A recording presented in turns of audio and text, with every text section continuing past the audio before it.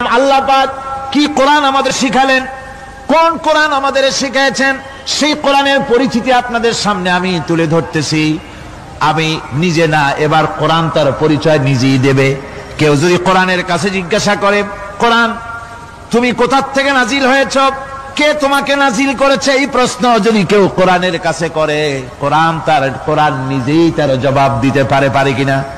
কোরআন নিজেই বলে, তানজিলাম মিম্মান খালাকাল আরদা ওয়াস সামাওয়াতিল উলা। এই কোরআন নাজিল করেছেন তিনি, যিনি ওই সুউচ্চ আকাশ আর জমিনকে যিনি সৃষ্টি করেছেন, সেই আল্লাহ আমারে নাজিল করেছেন।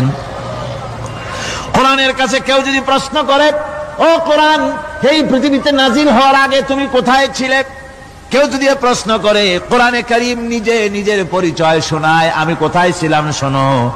বাল হুয়া কুরআনুম মাজিদুন ফি লাউহিম মাহফুজ। বরং এই কিতাব অতীব মর্যাদা সম্পন্ন সুরক্ষিত ফলকে লিপিবদ্ধ ছিল, আমি ছিলাম লোহে মাহফুজে, সেখান থেকে এসেছি।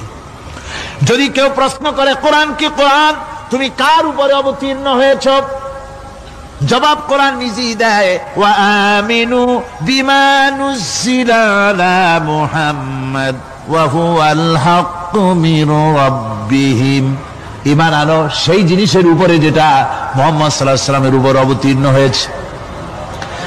আবার অন্য আয়াতেও জবাব পাওয়া যায়, তাবারাকাল্লাযী নাযালাল ফুরকানা আলা আবদিহি লিয়াকুনা লিল আলামিনা নাযীরা। অতীব বরকতপূর্ণ মহান সত্তা সেই আল্লাহ রাব্বুল আলামিন, যিনি তার বান্দার পরে ফুরকান অবতীর্ণ করেছেন। সুবহানাল্লাহি বিহামদি। কোরআনের নাম আমি বলেছিলাম শুধু কোরআন নয়, অনেক নাম আছে। কোরআনের আরেক নাম ফুরকান। কোরআনের আরেক নাম কি? আল ফারকু বাইনাল হাক্কি ওয়াল বাতিল।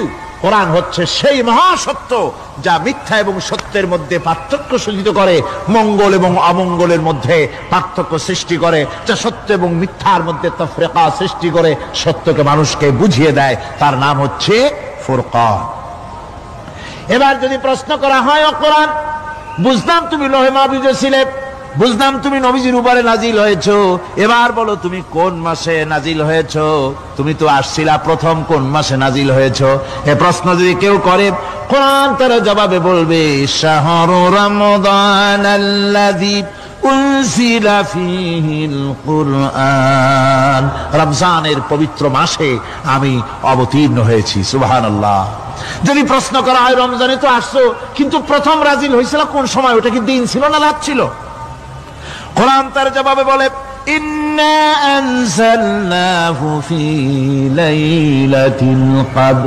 কদরের পবিত্র রাতে আমি এই পৃথিবীতে আমার আগমন ঘটেছিল। যদি প্রশ্ন করা হয়, বুঝলাম সবই, কেন নাজিল হয়েছে তুমি, এই পৃথিবীতে তোমার আসার উদ্দেশ্য কি, মূল কাজটা কি, এই প্রশ্ন যদি করা হয়, কোরআনে কারীম তার জবাবে বলে, শোনো কেন এসেছি। লিতুখরিজান নাসা মিনাজ যুলুমাতি ইলান নূর। আমার মিশন হচ্ছে গোটা বিশ্ব মানবতাকে পুঞ্জীভূত জমাট বাঁধা অন্ধকারের ভেতর থেকে টেনে বের করে আলোর সন্ধান দিতে, আলোর দিকে আনার জন্য আমি কোরআন নাজিল হয়েছি। গোটা পৃথিবীর মানুষ আছে অন্ধকারের ভিতরে। কিসের মধ্যে? অন্ধকার কি? অন্ধকার হচ্ছে পুঁজিবাদ, অন্ধকার সমাজতন্ত্র, অন্ধকার ধর্ম নিরপেক্ষতাবাদ, অন্ধকার জাতীয়তাবাদ। মানুষের তৈরি করা যত মতবাদ সব কি? জোরে কোন, সবগুলি কি? অন্ধকার। মানুষগুলিকে টেনে আনবে কোরআন কিসের দিকে? আলোর দিকে। এবার যদি প্রশ্ন করা হয়, বুঝলাম তুমি অন্ধকার থেকে আলোর দিকে নিয়ে আসবে, আলোর দিকে আসলে পরে ফায়দাটা কি হবে, মূল ফায়দাটা বুঝায় দাও, আসল ফায়দা কি হবে তোমারে যদি মানি। কোরআন তার জবাব দেয়, নিজের পরিচয় নিজে তুলে ধরে, ফামান তাবিআ হুদায়া ফালা খাউফুন আলাইহিম ওয়ালা হুম ইয়াহজানুন। এই কোরআনকে যদি মেনে চলো, এই কোরআনের আইন যদি মানো, সমাজে মানো, ব্যক্তিতে মানো, পরিবারে মানে, রাষ্ট্রে মানো, জীবনের সব ক্ষেত্রে সমস্ত জায়গায় যদি এই কোরআনকে মেনে চলো, ফালা খাউফুন আলাইহিম, তাহলে তোমাদের কোনো ভয় থাকবে না, ওয়ালা হুম ইয়াহজানুন, কোনো চিন্তাও থাকবে না। কিসের ভয় থাকবে না?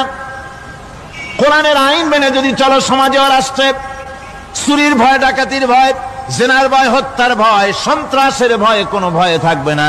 ওয়ালা হুম ইয়াহজানুন, চিন্তাও থাকবে না। খাওয়া পড়া, শিক্ষা, চিকিৎসা, বাসস্থান, এগুলির কোনো চিন্তা থাকবে না। কোরআনের সমাজে সব কিছুর গ্যারান্টি দেওয়া হবে, সবগুলি পেয়ে যাব। এখন যদি আবার প্রশ্ন করা হয়, কোরআন বুঝলাম তোমারে মানলে পরে সব ফায়দা হবে, তাহলে এবার জবাব দাও, তোমার ভিতরে কি রাজনীতি আছে নাকি? আমি তো মানুষ, আমার রাজনীতি করা লাগে। ম্যান ইজ সোশ্যাল অ্যানিম্যাল, আমরা তো জঙ্গলের পশু নই, আমরা তো মানুষ। আমাদের সমাজ আছে, আমাদের পৌর নির্বাচন আছে, আমাদের জাতীয় নির্বাচন আছে, আমাদের কলকারখানা আছে, জমিন আছে, আমাদের রাজনীতি, অর্থনীতি, সমাজনীতি আছে, পারিবারিক নীতি আছে, অনেক নিয়ম মালা আছে, নিয়ম নীতি আছে। তোমারে মানলে তোমার ভিতরে কি ওগুলো আছে নাকি, সে কথা বলো। কোরআন তার জবাবে বলে, وَنَزَّلْنَا عَلَيْكَ الْكِتَابَ تِبْيَانًا لِكُلِّ شَيْءٍ وَهُدًى وَرَحْمَةً وَبُشْرَى لِلْمُسْلِمِينَ।